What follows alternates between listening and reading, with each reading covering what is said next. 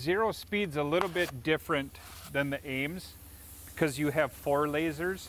So what I'm going to do is I'll do the laser height verification for the driver's side, but then the exact same thing takes place on the passenger side.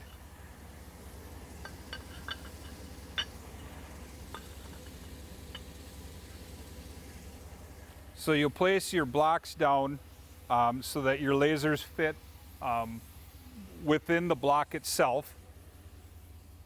And then it'll ask if there's another block, and there's a series of 3s. So we'll put the second one down.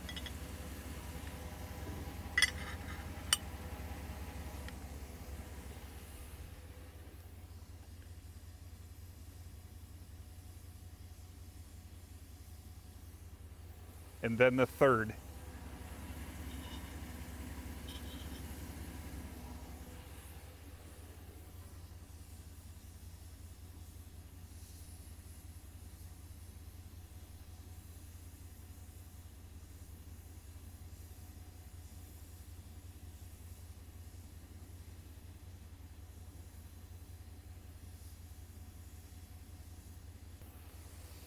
And then that's it for these.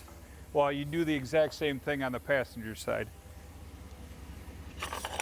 Now for your bounce test, you want to make sure that you don't lean on the vehicle. It'll actually change the measurement on it.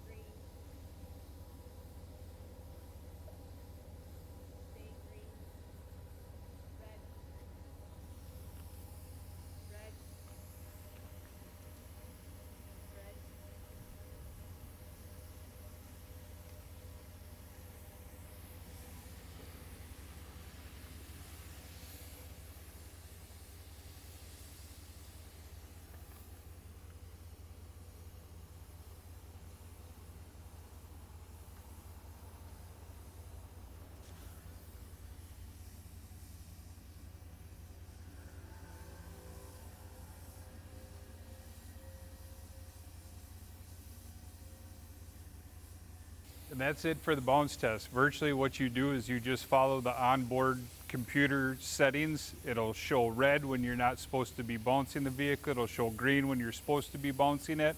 And it just simulates the vehicle going across the 500 or 528 foot segment, and the movement that is going to be eliminated from the vehicle within the bounce test.